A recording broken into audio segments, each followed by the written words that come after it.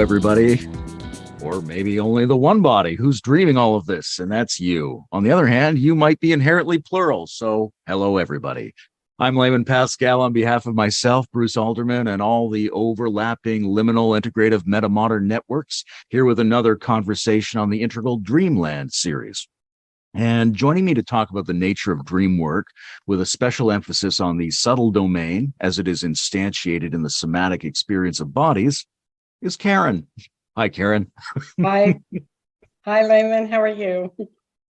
Oh, good. Very nice to see your smiling face. Karen, what's a subtle body? Oh, boy, you're going to start with a really easy question.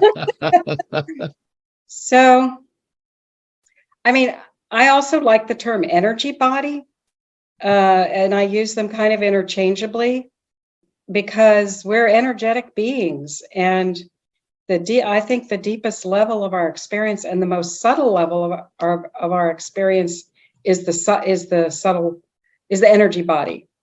And the somatic, the physical body, or what we call somatic body in psychology, is sort of a bridge to the subtle body. And so the subtle body for me is really where we experience the energetic part of our being. And that can happen, energy kind of follows the laws of physics. So it can either be, simply put, it can either be in a contracted state or in an expansive flowing state. Those are kind of the two, if you want to put a polarity on it. And so when we start to notice, where is our body constricted? Where do we feel tension, tightness, holding? That's the subtle body in a constricted state. And when we're in, a blissful state, you might even say orgasm is a kind of the energy is really flowing through the body in an orgasmic state, whether it's a sexual orgasm or a spiritual type of orgasm or orgasmic state. So we can see that continuum. It's maybe easier to talk about it in experiential terms, the continuum between when we're contracted, when we feel tension and constriction, and when we feel kind of a spacious opening and a flow of energy through our bodies.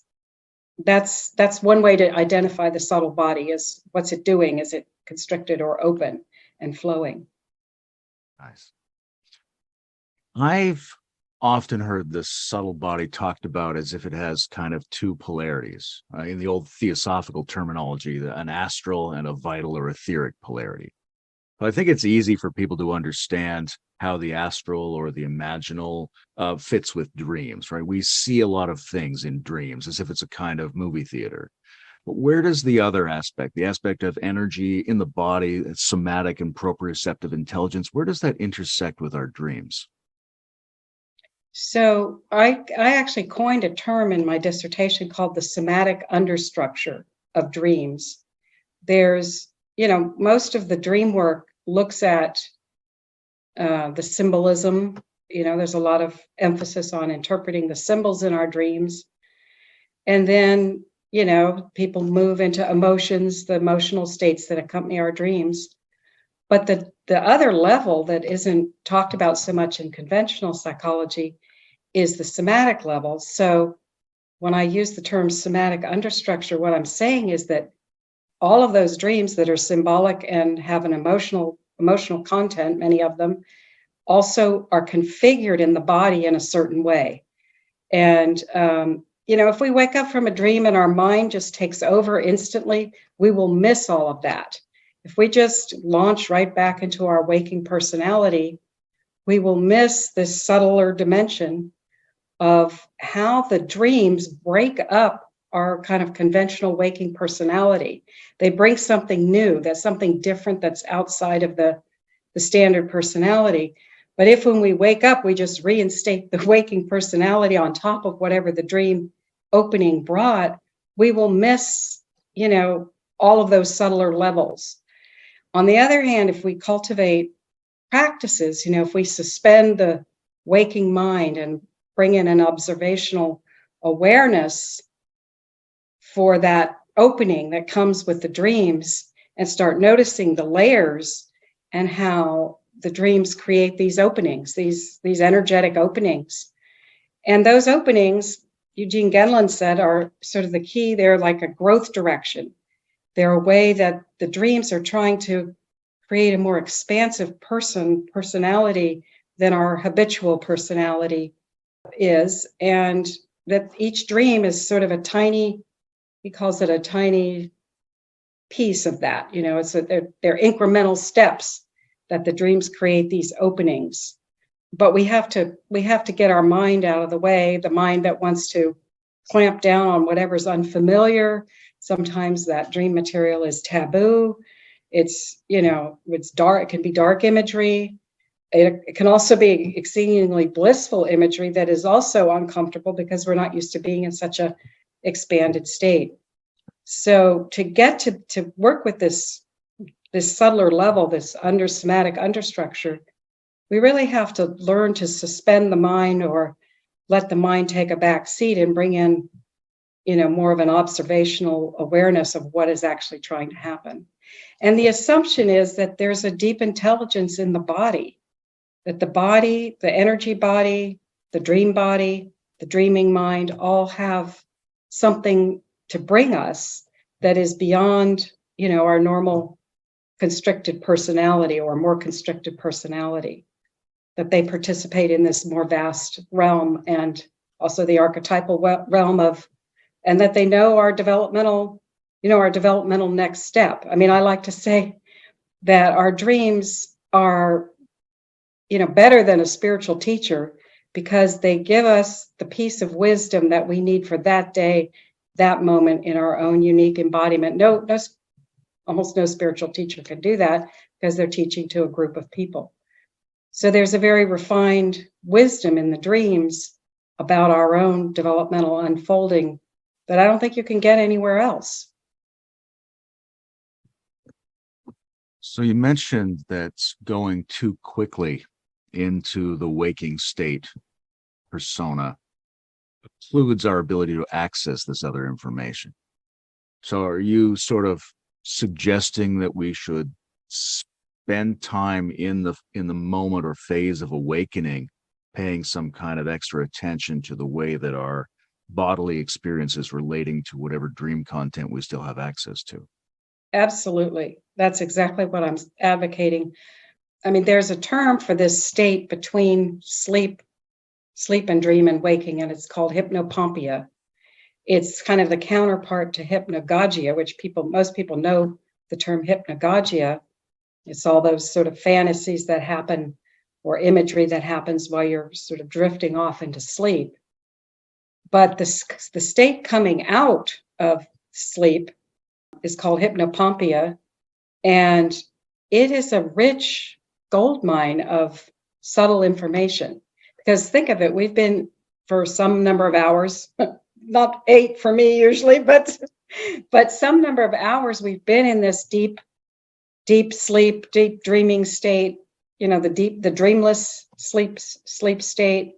We've been in an altered consciousness for hours and hours, and we're coming out. So there's a lot of transformation that happens from our normal waking consciousness through those many hours of being outside of our, adaptive personalities. And so it's a big altered state. But most people, if you wake up to an alarm clock, it just, rushes you out of it in a kind of an abrupt manner. So yeah, if you can linger in that initial waking state, what some people call a twilight state, you will access, if you develop a practice, you will access a lot of subtle information and energetic subtle shifts, or sometimes dramatic. I mean, this is actually how I started paying attention to this realm. I was working with a Jungian analyst, and the focus was on the symbolic content and the emotional content of dreams. But I was having these big body experiences, just sort of completely altered from my normal self. And I asked my Jungian analyst, well, what do I do with this? Can we work with this? And she basically said, well, the symbolism will tell us what the energies, these energetic openings are trying to do. And I think that's true. The symbolism is a guide to what the energies are, but I was still confronted with an energetic opening. In fact, if I didn't participate in that opening, I would end up with migraine headaches. So there it was for me, it's like there's an opening trying to happen.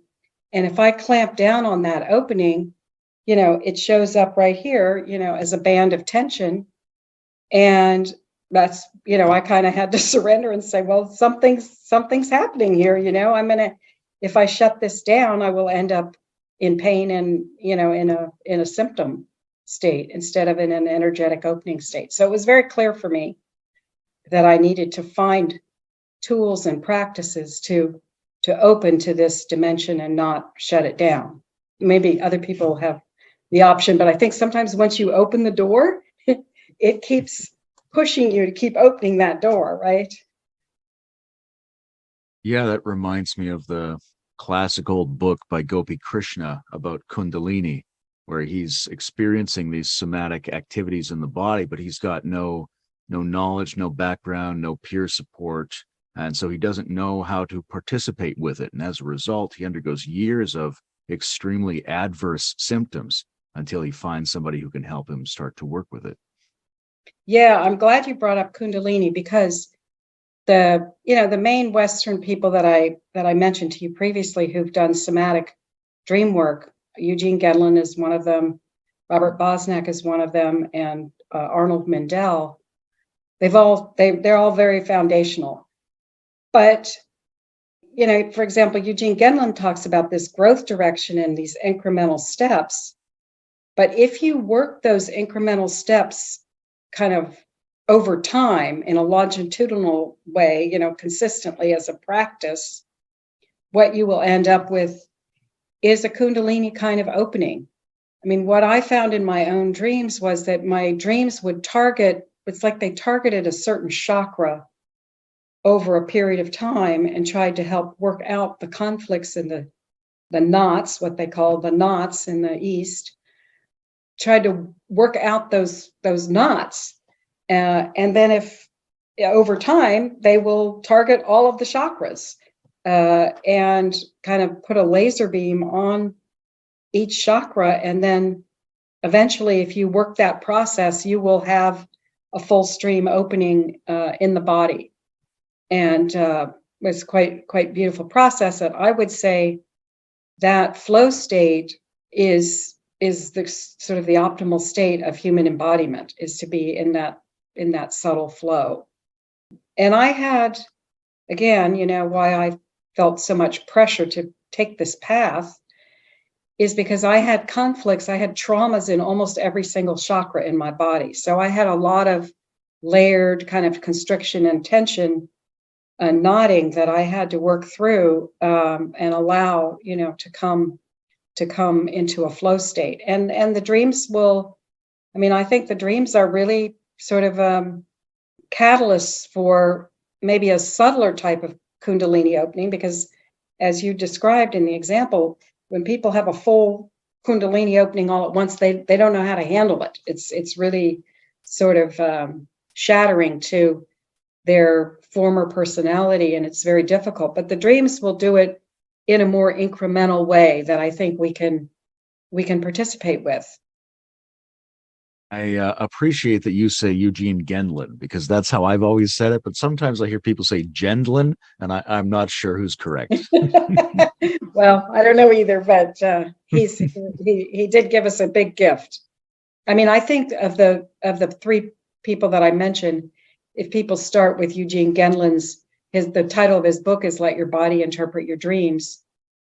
And the idea is that the body can provide a correction to a wrong symbolic interpretation. So the idea is that if you interpret a dream or a dream image in a way that brings more constriction in the body, that's probably not the right interpretation.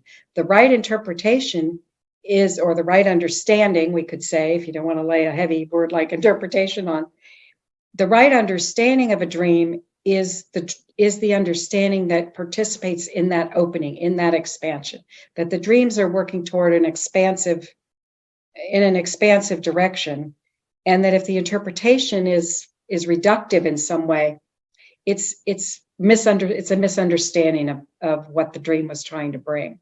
And I'll just say one other thing about this: the way that the dreams bring kind of a laser beam to how they create the openings in the individual chakras is they bring a laser beam. Maybe it's the imagery, and maybe it's also the somatic state together. For example, a classic dream of a constricted throat chakra is somebody's in a crisis in their dream. They're facing some challenge, and when they try to call for help, nothing comes out of their throat, right? They can't, or in some cases they make a phone call to get help and there's no one on the other end, right? Those are kind of classic throat chakra dreams where the speech function is not working in a really vital moment. And often, if you have one of those dreams, you probably wake up with a sense of constriction in your throat. And so then you might have another dream where you're singing, or where you're, where that throat chakra, you're speaking truth to power or something, that throat chakra is completely open and expressing in its fullness. And you're going to feel, the somatic accompaniment of that is going to be, a sense of opening and spaciousness in the throat. So, and this is true of all the chakras, that they can be, again, either in this constricted state or in an open state. And what the dreams do, they do it in two ways. They do kind of a push and a pull. So they will amplify the constriction and make it more intense so that it registers in your consciousness. Maybe you have a chronic holding pattern. Again, we could just stick with the throat, in the throat that you're not aware of. But the dream will come along and show you that constriction by sort of exaggerating it and creating the symptoms, the constriction that goes with it. Or they will amplify what it would be like for that chakra to be in an open state, in an open expressive state. And so it helps the dreamer to differentiate in a particular chakra. Oh, this is the constriction. Oh, this is the opening. This is we would live with our habitual somatic patterns with a lot of unconsciousness. We maybe think they're normal, or we don't even notice them.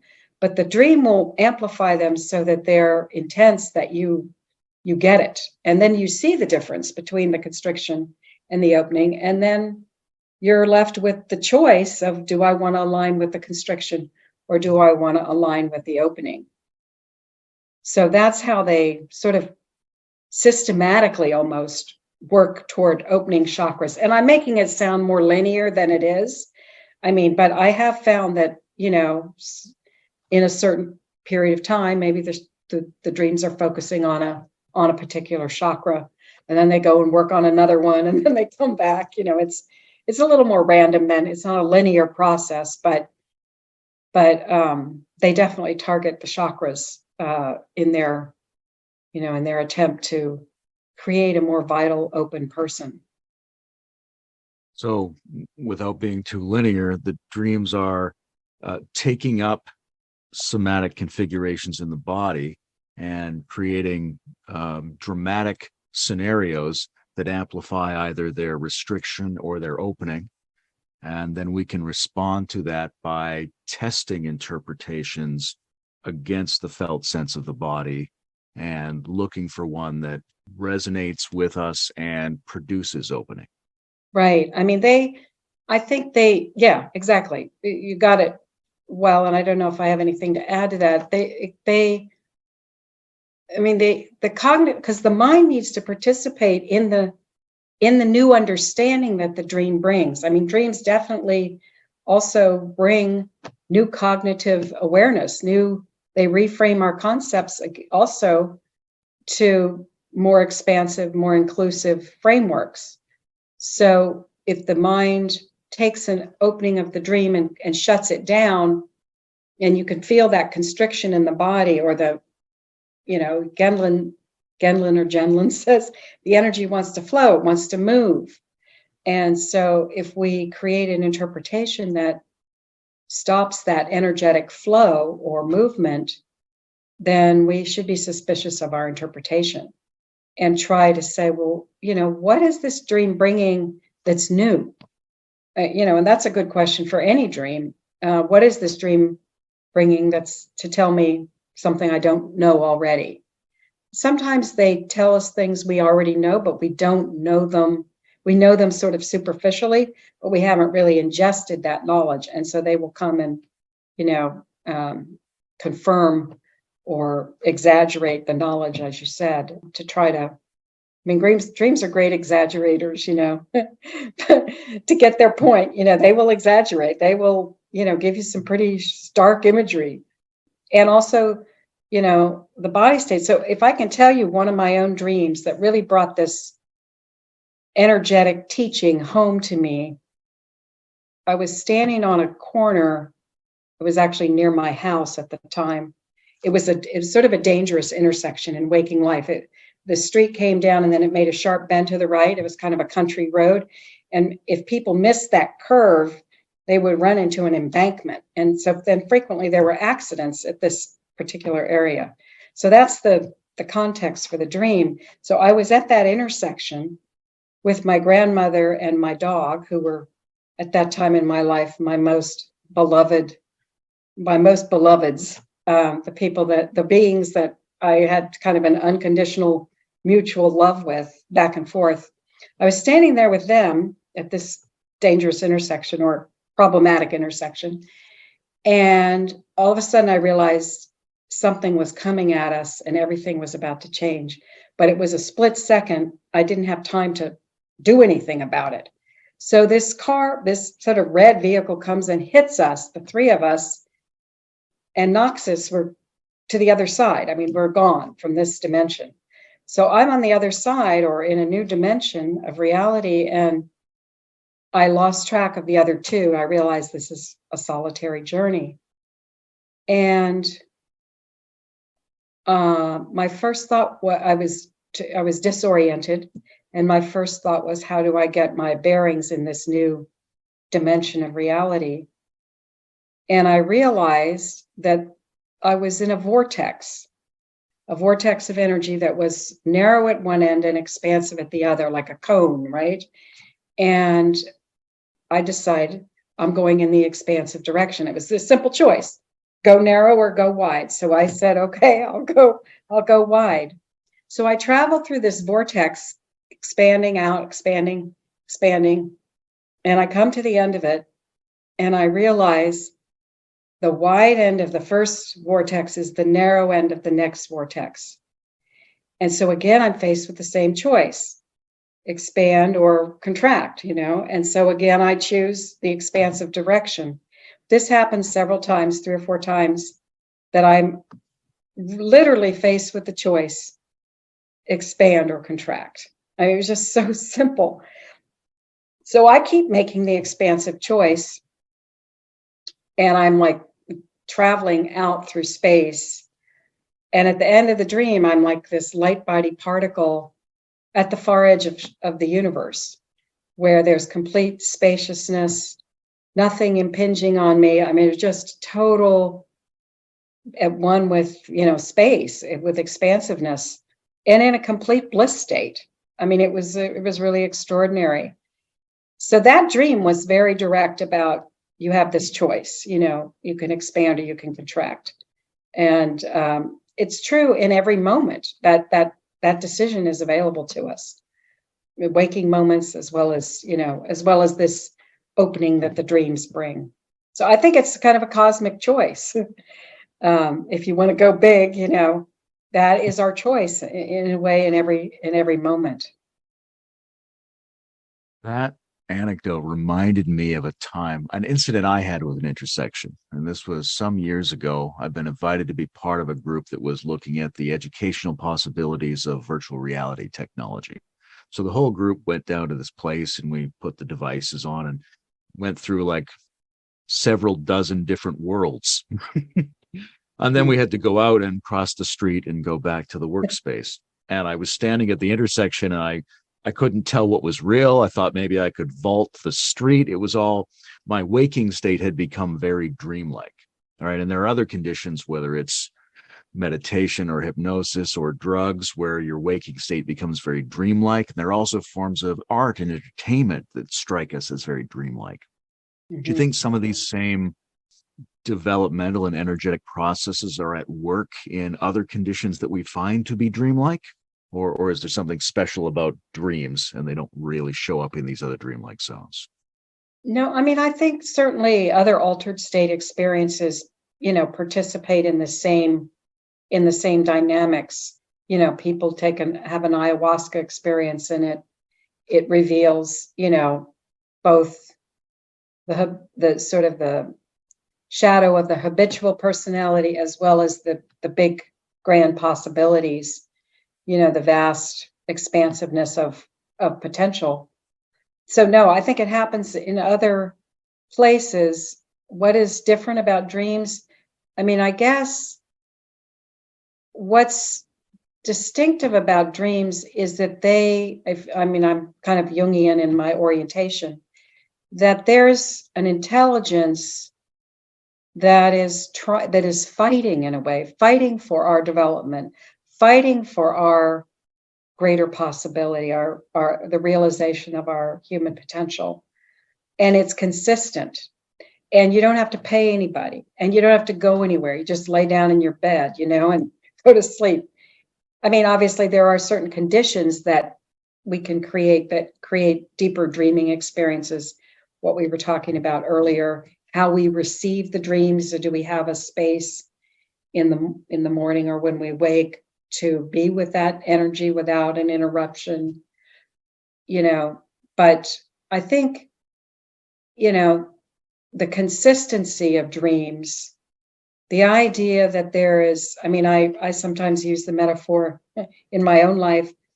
The dreams for me have been like a persistent lover, like they just seek me out again and again with new information, with new imagery that is, eliciting my next growth step in a way, kind of incrementally. So the dreams give us, if we pay attention to them over the course of our lifetime, they give us these increments on a daily basis or near daily basis. They give us these incremental growth steps. It's like a trail of crumbs in the woods, We can pick up each crumb, and sometimes they feel like crumbs. So, sometimes they feel crummy. Sometimes they feel insignificant. But what I've learned is they're smarter than me. They know more about my total well-being than my ego personality, that my ego personality is really the small me, and that they're coming from this much bigger sense of who I could be. I like that sense of humble participation with the dream intelligence. Yeah. I've got a curiosity from earlier because I was thinking about the phrase energy body. And it always seems to me like people don't clarify what they mean a lot of the time, because the energy body could be just the basic bioelectricity in the physical body that we often ignore. It could be some additional kind of energy that we think isn't really codified in our physics, or it could be a metaphor for just how to live in a flowing way in a complex universe. For you, is it one of those, all of those, or does it not matter? I mean, there definitely is a physiological basis for the energy body. And I think, you can, it's tied into the nervous system, right? If we want to get, anatomical about it, that the nervous system is the conduit for the energy body. I would say, if you want to get in more of a physical or physiological sense. And those chakras that have been identified, since timeless, ancient wisdom of people that obviously were paying attention, they didn't have their devices. They weren't so distracted as we are. And didn't have so many options, right, for other things to pay attention to. So this wisdom, this esoteric wisdom, really developed. And I, in my own experience, they describe pretty well, some of the fundamental aspects of the energy body. But the thing is, the chakras that they, especially in India, these 7 chakras or 9, whatever number, that were identified, they have a high overlap with the major organs in the body. And these major organs are fed by nerve ganglia, right? They're concentrations of nerves in the same places that the chakras are. There's an overlap between the major organs along the spinal column and the chakra system. So there is a physiological basis. It's not just woo-woo, it's not made up stuff. There is a network of nerves that make these chakras, that allow for them to have a kind of their own mode of perception. Jung used the term psychic localization for the chakras, right? That the chakras have their own, each chakra has its own sort of mode of perception or sense of perception. And that is made possible by this rich network of nerves that feed those chakras. So that would be my answer, is that there is a basis, a physical basis or a physiological basis, and the nervous system, in the nervous system for these Kundalini experiences or chakra experiences or energy body experiences. Does that address? That's great. Yeah. I think it does. Yeah. It made me think of, I know some people whose approach to psychic localizations is to very actively just get in there and make them open, as if it was a kind of muscular exercise almost, right? If you find one that's contracted, you can just learn to open it, go through all of them, just open them until the current is flowing through, and that will maximize your development. But that could be done without working through interpretations and content and symbols and hints that the dreams are providing, right? So if a person was just constantly directly opening their centers and getting to a sense of flow and opening that way, what would they be missing? What would they not be getting that they could get through working with, say, dreams? I mean, if they can do that, I have all power to them, I mean, I think, in my case, I can just say there was so much trauma in my body that I couldn't have done that on my own. I really needed the help of the imagery.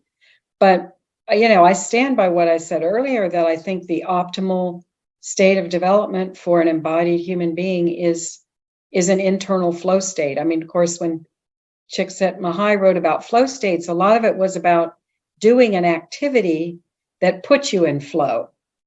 But what I'm talking about is an inner flow, the Kundalini flow, where you've adjusted your body so that you're participating, your consciousness so that you're participating with a natural flow that wants to happen. But if somebody can get there, into a flow state without their dreams, hey, go for it. I mean, the dreams may help them at some point. I don't know. Also, I think, this idea of a muscular or kind of the ego trying to open the Kundalini energy, for me, is a little bit of an oxymoron, because it's a lot of surrender. For me, it's a lot of surrender. It's a lot of surrendering, the mind to this energetic flow state as a better idea than whatever my mind came up with. So, but, certainly if people do rigorous practices, which could be related to what you're talking about, a very rigorous discipline practice to open the Kundalini energy, yeah, If they can get there, they can get there, you know. They may get a little help from their dreams, even if their dreams aren't their primary modality. They may get help at times, you know. Okay. I'll let them know that Karen says it's fine. If it's working, it's fine. I mean, I do take the body as sort of the final, just the way I do with the individual dreams, you know, that the body and the flow state is the final, in a way, I would say, arbiter of truth in this realm. One of the things that comes up for me in this series is a kind of pondering about what's the earliest dream I can remember in my life. And I'm curious if you have any outstanding early life dreams or any dreams that made you think, oh, this is very interesting. It's not just something that happens to us. I might be a kind of person who's intrigued by dreams. You know, I'm trying to remember my childhood dreams. I remember my brother used to have nightmares and would tell them, you know, as a kid. I probably did too, but I think I've blocked them out. I mean, a lot of kids have terror dreams. I'm sure I had some terror dreams. I can tell you a dream I had about a very early infant state. So my dreams have helped me remember, you know, infancy experiences. And well, the core of it for me, actually, birth experiences. This is where the trauma began. I had quite a bit of birth trauma. So I've been working through a lot. And I could just say about that, you know, if people have early trauma, especially birth trauma or infancy trauma, chances are we block out memory of that. But what happens is, you know, the infant is, and the neonate is in a very open, kind of energetically open state, unformed, you might say. And if trauma comes in early, it creates a big, you know, shattering and a kind of contraction. And I think this is what's fed my energy body dream life, is that there was so much compression and contraction of my energetic self from a couple of different layers of early trauma that it forced, you know, it in a way forced me to be on this path. So, but I did have this dream a number of years ago where I was, and I'll just say also, if you dream of an infant in doing something or in some state or something happening to it, it's likely you. It's not whoever's pictured in the dream. It's probably a picture of you in your infancy, of some aspect of your infancy. So those dreams really bring us really good early information. So in this dream, I was an infant, or there was an infant, and the infant was sort of cocking its head. It clearly was not very mobile yet. And toward my father's voice, which was somewhere behind me, but I was angling my body and my awareness toward my father's voice.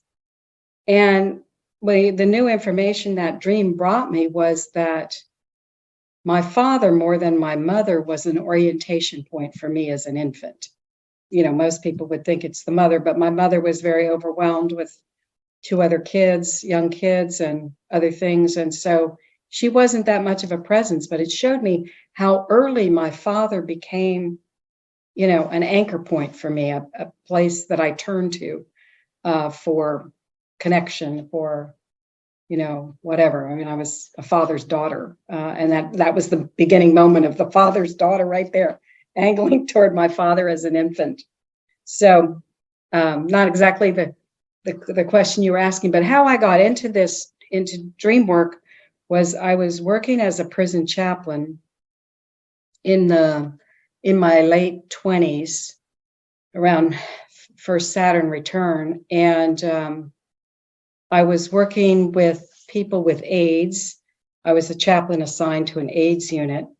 And simultaneously, I was going to death row. This was in the state of New Jersey. There was one woman on death row at the time. And the administrator of the prison, what we used to call a warden, asked me to go see her.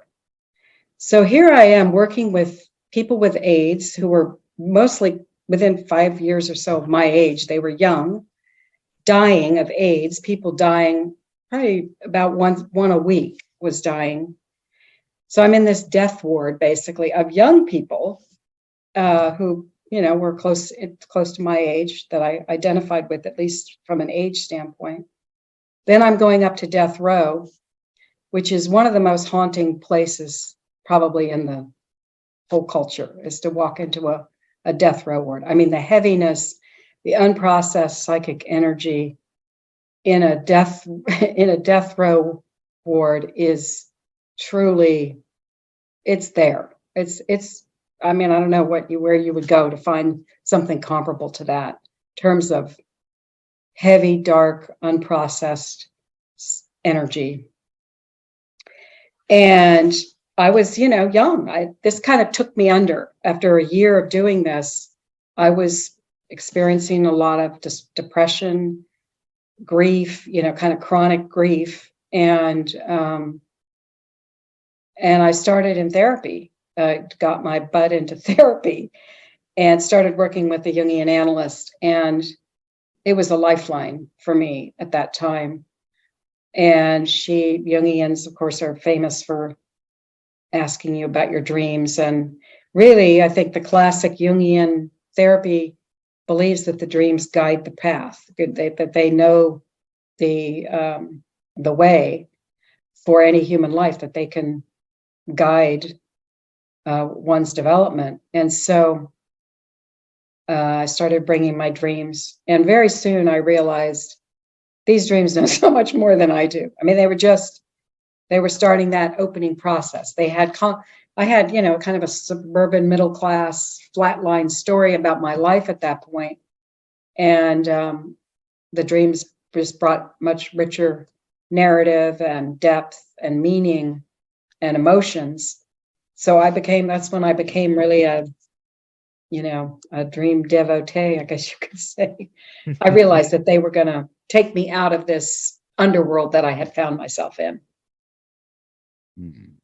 Thank you for that story. Hmm. Why might dream work be especially pertinent to an age of planetary crisis? Oh, my favorite question. I mean, for one, dreams, in Jung's terms, dreams come from the collective unconscious. And what is the collective unconscious? Is the stored wisdom of humanity. It's the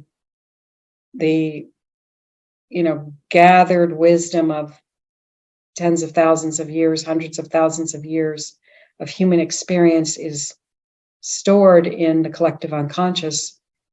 That wisdom, really understands all the patterns of life, all the patterns that people can find themselves in, that they can enact. The dreams know these patterns. When we get a personal dream, it's reverberating through this database, this phenomenal database is probably a good image for our time, of human patterns, human possibilities, human probabilities. And so, I think probably the collective unconscious knows the way through this ecological crisis. If there's a place where that knowledge is held, it's probably in the collective unconscious. How can humanity change to become, back in harmony with the planet? That's what we need. We need to reharmonize our species with the ways of the planet. I mean, another answer could be that we're living systems and the planet is a living system, and that our dreams help us balance. Jung used the word compensate, that our dreams compensate for our waking excesses by bringing, the other side of the picture that we're not holding, so that as we learn to balance our own personal living system using our dreams as a feedback loop, we start to understand what does it mean to be a balanced living system. And we can begin to apply this knowledge to the other living systems that we encounter, including the planetary living system. Another answer might be that our dreams sensitize us to the energy body, right, to this subtle dimension, and that why we're in this state that we're in is because we have disregarded that subtle information, that subtle balancing inner refinement type of information. And that if we start to pay attention to those subtleties in ourselves, then we can participate in the planetary, the other forms of the other life forms and their subtle dimension. We can start to sense into the subtle reality of other embodied beings that we're in this, thrown in this planet together with. So I think, and they may also give us just direct images. I mean, I've written an article that talks about, it has a section that looks at dreams of destruction, earth destruction, where there's some kind of mass catastrophe. So dreams aren't afraid of that. They're not afraid of tackling, mass catastrophes. They will depict these types of scenarios, probably increasingly. So they give us clues about how to be present to those kinds of realities and, show us that this is part of life on the planet does involve natural disasters. I mean, we're getting obviously an increase in those, but, I've had a series of natural disaster dreams where there was nothing I could do to stop. It was fires, basically. I live in California, so maybe that's why it came in the form of fires. That's our biggest threat, wildfires. And in these dreams, there was nothing I could do. The fire was raging. All I could do was stand and be a witness. And I mean, there was a series of them, and in the last one, I actually fled. But in the earlier ones, I was in one case, the fire was happening, the fire in the dream was happening across a ravine, and I was not in any immediate danger. But still, there was nothing, I was horrified, but there was nothing I could do to stop the fire. All I could do was witness. And that, is a very non-heroic thing. So that dream was really encouraging me to not be in heroic consciousness, I couldn't save anything. I was small in the face of this disaster. You could say, well, that dream was useless, because you couldn't do anything. It didn't show you doing. No, that dream, if we trust the dream, it was showing me the surrender of heroic consciousness, of can I just be present and witness and take into my being this disaster, this destruction. And I think that's probably a first step for all of us. Can we just be present to what we're doing? Can we witness it and let it affect us? Let it stir something in us that's uncomfortable. Can I just stay with that? That's all the dream wanted me to do. And, we could, again, the humble thing, right? I can't save anything here. I can't stop it, but I can be present to it. I can feel what these trees are feeling as they're going up in flames. Can I feel that loss of life, that tragic loss of life, and let that shift something in me? And then maybe later I have some action I can take based on that experience.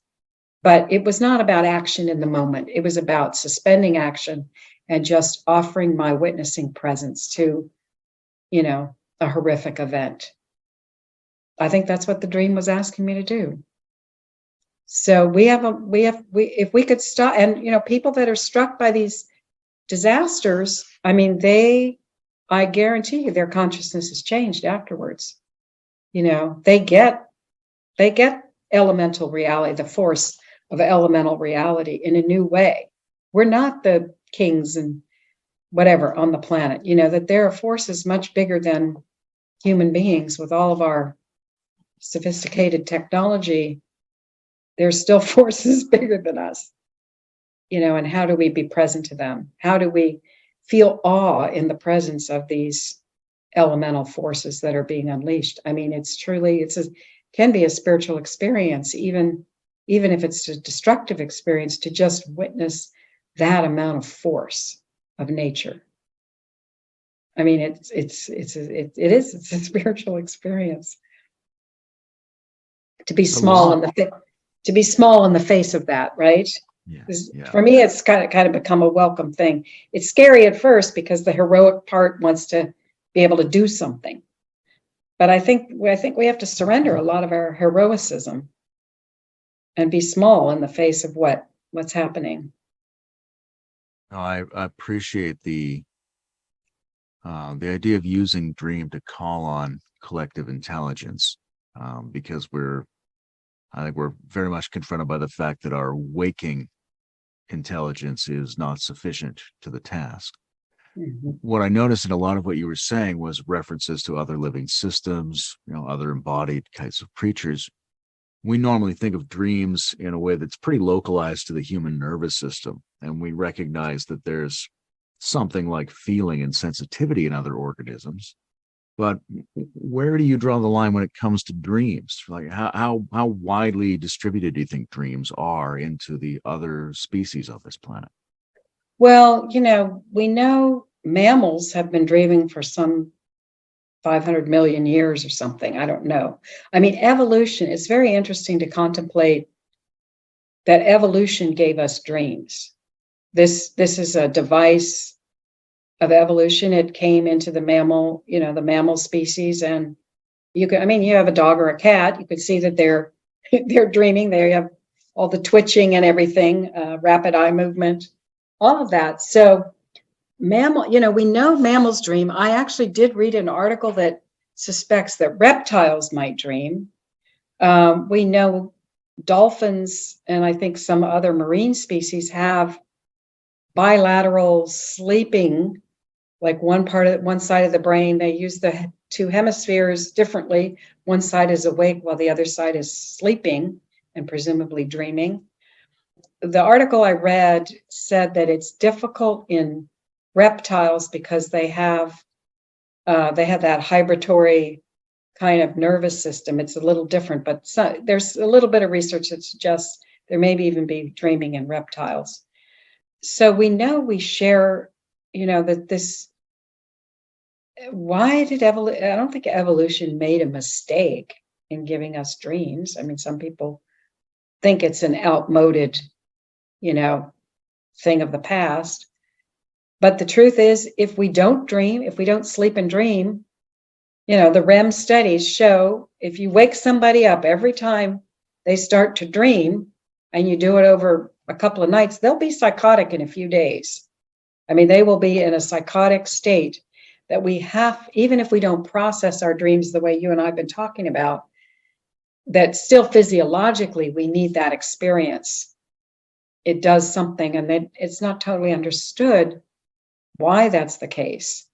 And then the other thing is that dreams transport us into other non-human ways of being. I recently had a client who had a dream of being a crow, flying like a crow. She was herself, and then she was the crow, and then she was herself. And the crows, murder of crows, got killed by a ship in her dream. And one of them survived, and she became that one that survived. And it was mad. It was mad at humanity for taking down its flock members. I mean, you have dreams where you enter the mode of being of an animal. And I think probably when people lived in nature, close to animals, they had these kind of dreams maybe more often than we do. I mean, we know in indigenous traditions, people become a snake or a lion or a bear or whatever. They have an experience of being inside the consciousness of and body of an animal species. So there's a kind of fluidity, I think. I mean, that dream I shared earlier about going to the far edge of the universe told me that our consciousness can go to is as big as the universe. It's as simple as that, right? I was at the far edge of the universe. I traveled from here all the way out to where new space was being made. So that's the range of our consciousness. And I think we have to understand what it's like to be in other body forms in order to really respect them and treat them well and bring in the intelligence that, Katniss has, or the crow, the crow experience, the flying experience. Many of us have had flying dreams where we have some semblance of what it's like to be a bird. So, this is really one of the most beautiful things I think about being a human being, is that we don't have to be just a human being. We can, through our dreams and other altered state experiences, participate in modes of consciousness that other beings have, and I think potentially all of it. But it's the Kundalini experience obviously is built off the snake, right? That idea of that spinal column and the energy that runs through the spinal column, the snake as our, kind of our spinal column ancestor, the vertebrate ancestor that our body forms are built from. So we have these kinships, these deep kinships. Again, if we allow ourselves to open to this embodied dimension, we will enter into other modes of being that are outside of our particular human mode.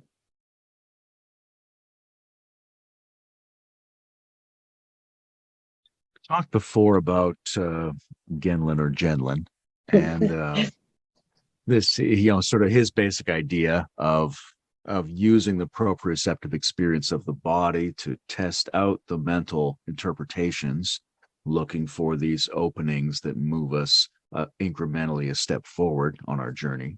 Mm-hmm. But what is it that you think is so important in what Arnold Mindell brings into this? Yeah, Arnold Mindell, first of all, he coined the term dream body. And he did that because he noticed that people's symptoms, that there was a relationship between people's symptoms, physical symptoms, and their dreams. So he thought there must be some commonality. And of course, the word symptom and the word symbol have a common root. And the idea is that if you work with the symbolism, you can resolve a symptom, or at least understand a symptom much better. So he saw this connection now, and I think he often was working with people with a disease process. Now, I personally would rather preempt the disease by paying attention before it develops into a full-blown symptom. But that's not always possible, So one of his contributions is how to work with symptoms once they've appeared, and use the symbolic world as a way to understand that symptom. He also felt like symptoms were a process, like there's a disease process that's going on in the body. And that process is malleable, that you can shift the course of it by engaging with symptoms symbolically. And his definition of the dream body was that it's a multi-channel information sender. And the multi-channels, he identified the one you just mentioned, proprioceptive, which is all the felt sense that we've been talking about. The visual channel, which people know because their dreams usually have visual imagery, but there's also an auditory channel. Sometimes people receive, verbal messages in their dreams. Or I remember one time I was listening to a piece of music and started floating on the waves, the vibrational waves of the music. That was a very auditory dream. I mean, I don't tend to have a lot of those, but I had, that one that I remember, and I'm sure others. And then, let's see, the sensing, feeling, hearing, movement. He also, kinesthetic movement channel is another channel. So these just different modalities that we process information: visual, auditory, proprioceptive, kinesthetic. And then the world channel, he also talks about the world channel, where a synchronicity would be an example of the world channel. But I would say also the world channel, I mean, for me, again, what's the optimal state of our relationship with the world? Like, we're watching now so much conflict in the world, so much unrest in the human species, people that cannot adapt to a virus, who resist the restrictions that imposed by a virus outbreak, a global virus outbreak.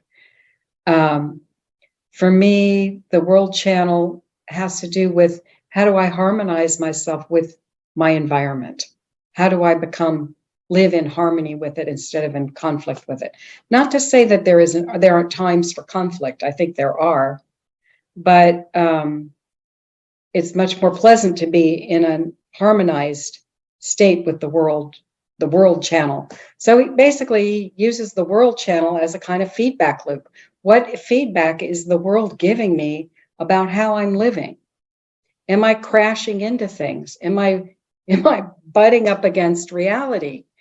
Or am I flowing with it? That's another, inquiry we can make about our relationship with the world channel. So those were the channels he identified as part of the whole dream body process, dream body work. I mean, his basic idea is that life is a process, right? It's not stagnant, it's a process. If we stagnate it, then, we're not. And so that idea that life is a process is actually very similar to living systems theory, that it's a process. It needs constant rebalancing. So his dream body work is a way to follow a process. He started out working with disease processes, but there's awfully healthy processes.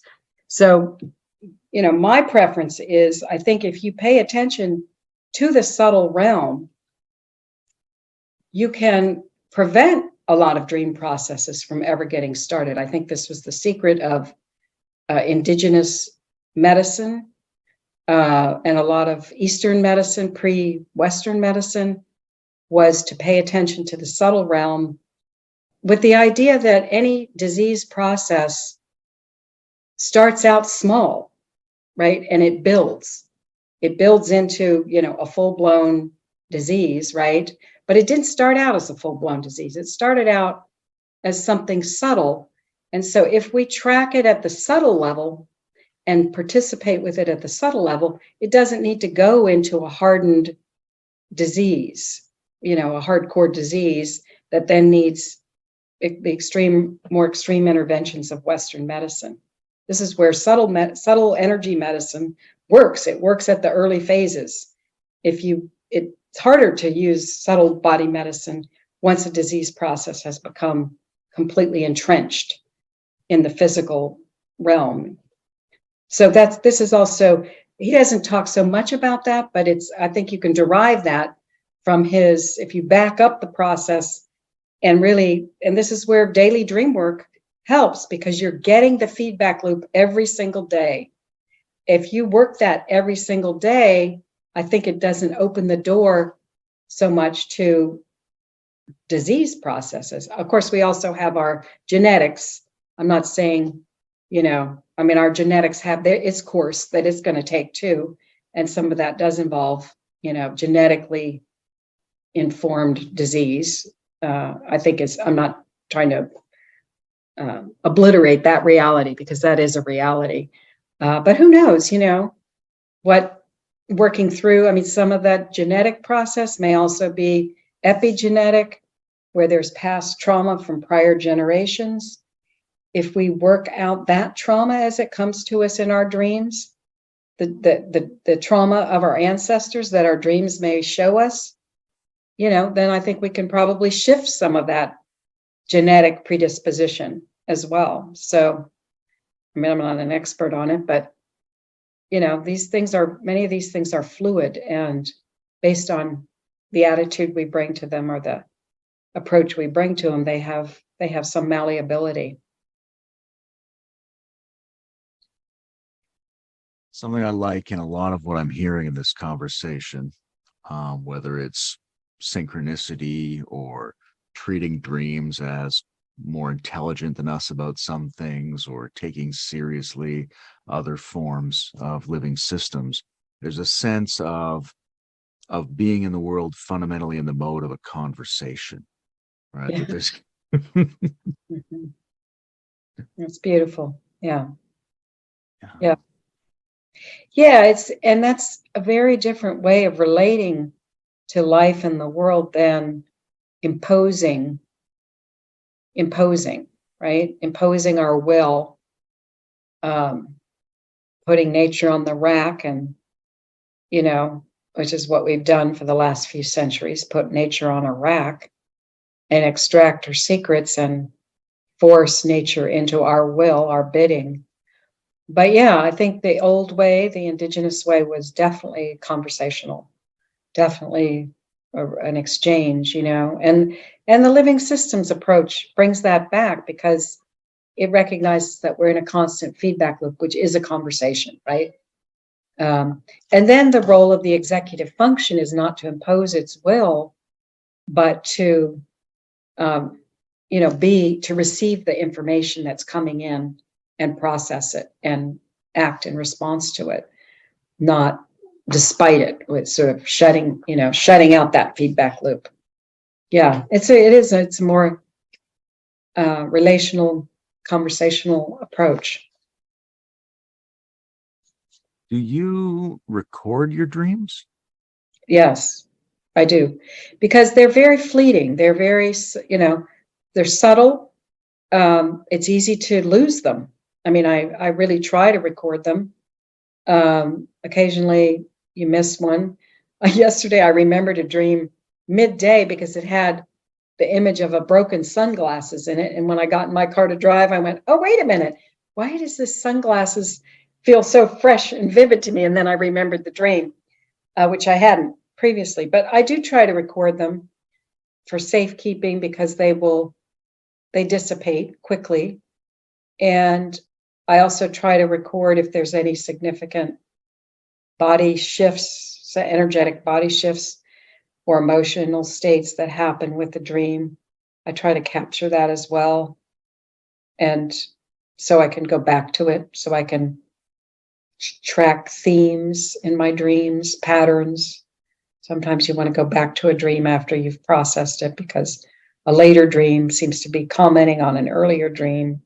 But yeah, it's easy to lose them. And the other thing I'll say about this hypnopompic state, this awakening state, is if when you wake up, you move your body, your arms, your legs, your torso, your head, you can throw off the dream. This is really where you see that the dream is configured in the body, in the subtle body, in a particular way. And that first gross motor movement kind of throws it out. But and sometimes we do this, we wake up and we move, we're uncomfortable or whatever. But if you can put yourself back in the position you were in when you were sleeping and dreaming, very often your dream recall will come back, and the energetic body will come back with that same position. Whereas, the first gross motor movement can literally throw a dream out of your awareness.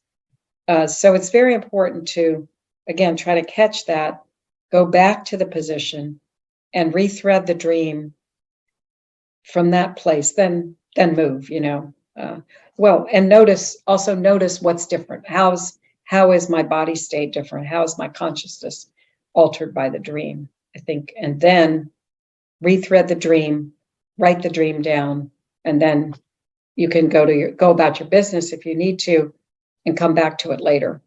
But yeah, I consider them gems, and I don't want to miss any of them.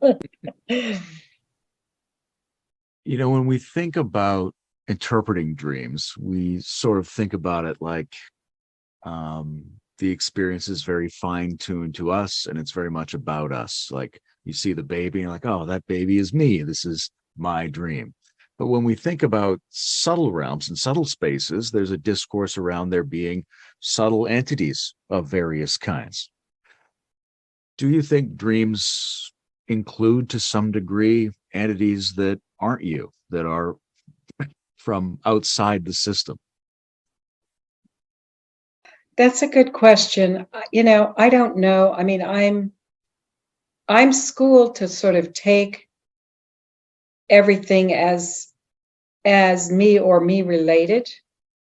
I mean, I know there's the whole realm of aliens, and I think the classic one interpretation of alien dreams is that it's a part of myself that's alien to me that is trying to make contact with me, right? I mean, as you say, the subtle body, the energy body, presumably in its most open state, is very permeable to everything, right? It's by its nature, it doesn't have solid boundaries. So in that sense, what's me and what's not me? I mean, it's kind of a fluid dimension, and maybe the question is, how do I work with this energy that's come in? Not so much whether I label it as me or not me, but it's present in my field of consciousness and my field of awareness. So that's an invitation to work with whatever comes into my field of awareness without a label of me, not me kind of thing.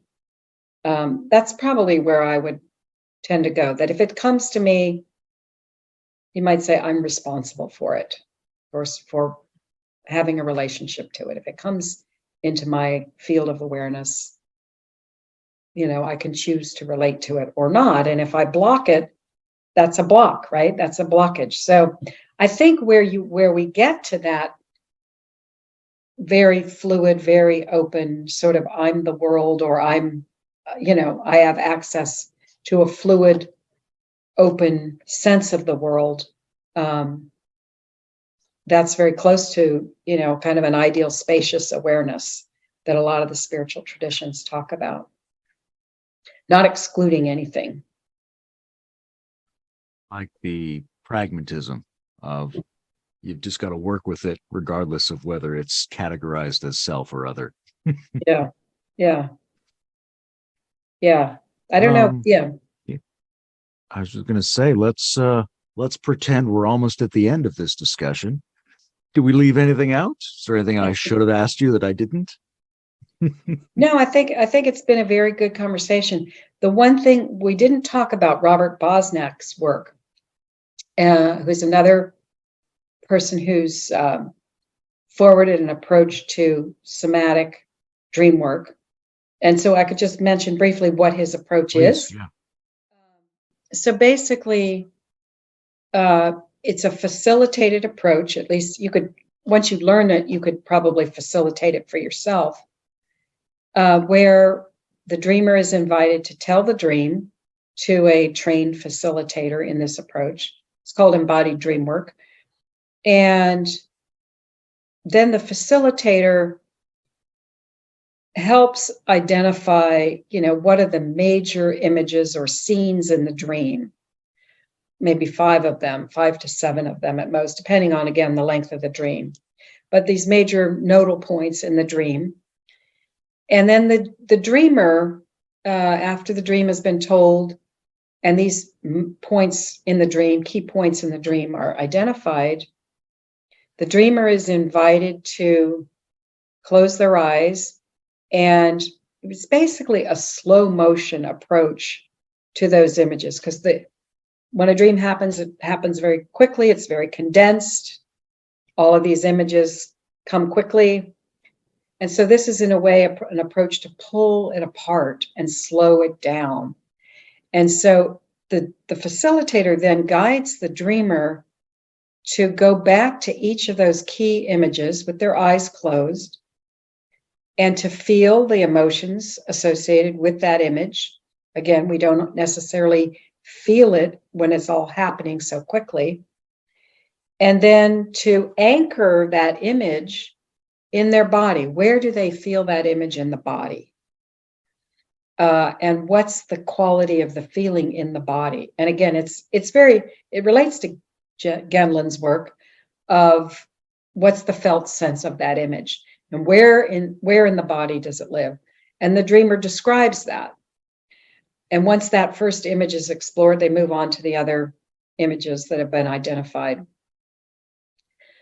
And again, feel each one, anchor, the word he uses is anchor the image in the body. That again, this idea that the dream images are configured in the body or the subtle body in a particular way and have knowledge and information that's, may feel fuzzy at first, but it's there. It's definitely there.